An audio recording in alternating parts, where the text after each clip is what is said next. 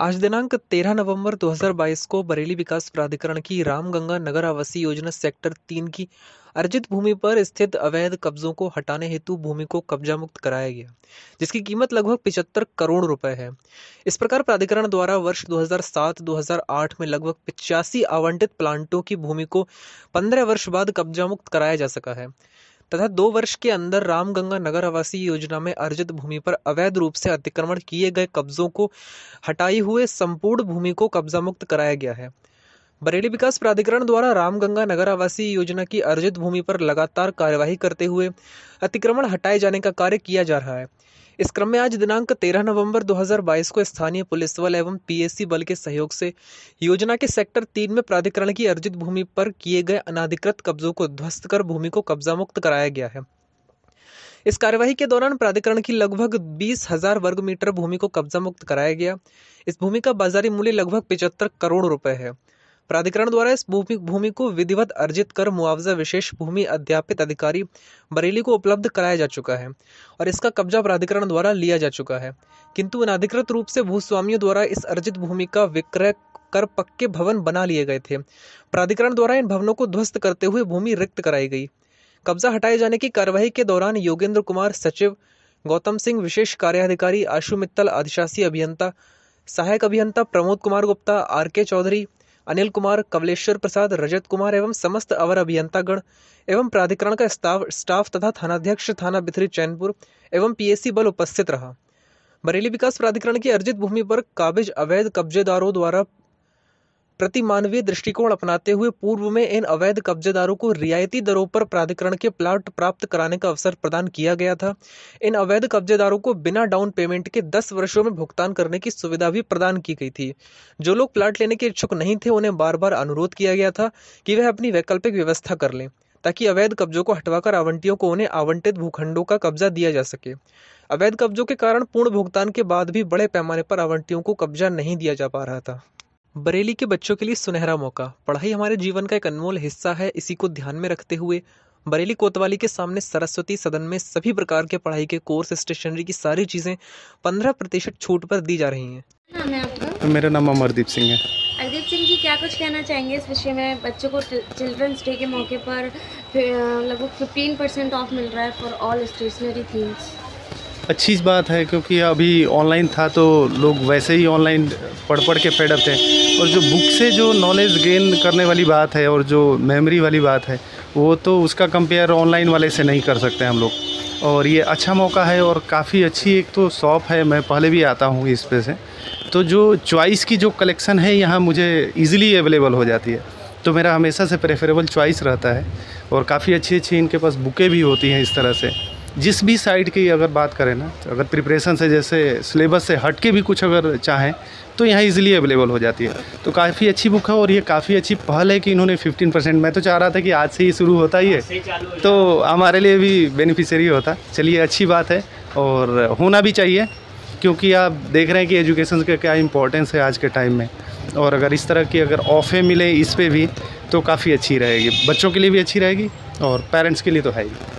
बरेली में गांव की बाजार जाने के लिए घर से निकले ई रिक्शा सवार 3 लोगों को तेजी से आ रही कार ने टक्कर मार दी, जिससे कि वह घायल हो गए। घटना के बाद टक्कर मारने वाली कार का चालक वाहन छोड़कर फरार हो गया। घायलों को इलाज के लिए जिला अस्पताल में भर्ती कराया गया।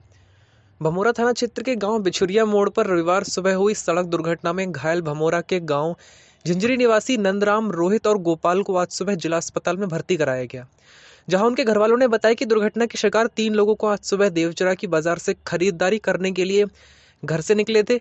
तीनों एक ही ई रिक्शा पर सवार थे। जब उनका ई रिक्शा बिछरिया मोड़ पर कटोरी देवी स्कूल के पास पहुंचा, तभी तेजी से आ रही एक इनोवा कार ने उनकी ई रिक्शा को टक्कर मार दी, जिससे ई रिक्शा पर सवार 3 लोग घायल हो गए। दुर्घटना के बाद स्थानीय लोगों ने कार को रोकने की कोशिश की, तब उसका चालक वाहन छोड़कर फरार हो गया।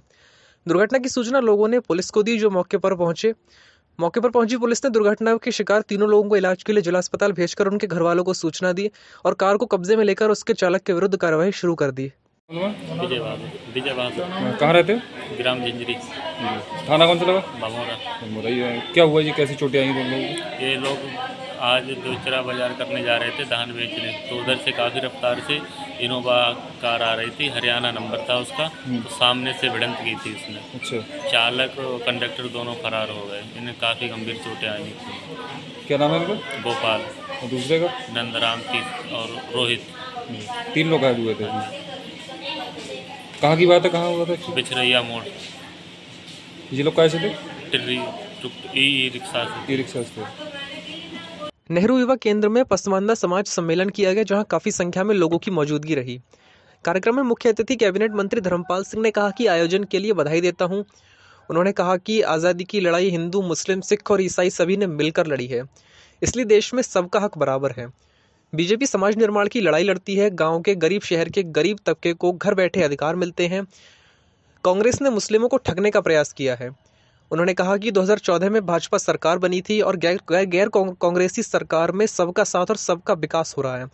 कांग्रेस सपा बसपा समाज को बांटकर मुस्लिम का वोट हासिल करती रही। पीएफआई पर सरकार ने प्रतिबंध लगाया, ये समाज को बांटने का काम करता है। इसका आतंकवाद से लिंक है, पीएफआई समाज को बांटने का काम कर रहा है, इसलिए इसे बैन किया गया।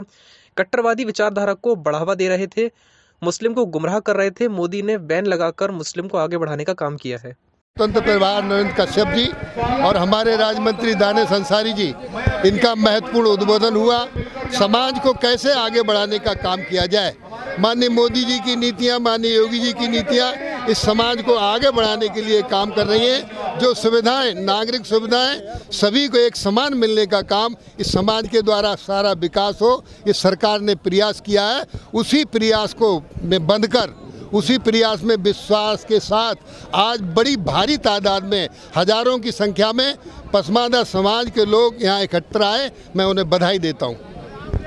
मंत्री जी, क्या अब आने वाले वक्त में हम ये देखेंगे कि मुस्लिमों को टिकट भी मिलेंगे? भारतीय जनता पार्टी सबका साथ, सबका विकास, सबका प्रयास, सबका विश्वास, मुसलमानों को टिकट पहले भी दिए हैं और आगे भी देने का काम किया जाएगा। मदरसों, अगर हम मदरसों की बात करें तो मदरसों को लेके एक भ्रांतियाँ लगातार आ रही हैं, तो क्या स्टैंड है सरकार का और क्या मकसद है? बेहतर शिक्षा के लिए, बेहतर स्वास्थ्य के लिए, बेहतर शिक्षा के लिए मदरसा शिक्षा में बहुत परिवर्तन किया गया है। अब हम इनको एनसीईआरटी की किताबें देने का काम कर रहे हैं। अब मात्र ये मौलवी ही नहीं, ये आईएएस और आईपीएस और इंजीनियर और डॉक्टर बनेंगे गरीब मुसलमानों के बच्चे। इसमें परिवर्तन किया है। खैर मानते पर आप जो नई सिस्टम में आना चाह रहे हैं, जित पे अड़े, इनके लिए क्या करेंगे? इसके लिए उच्च स्तरीय वार्ता करके फिर बातचीत की जाएगी। बच्चों के हक में जो अच्छा होगा वो किया जाएगा। धन्यवाद।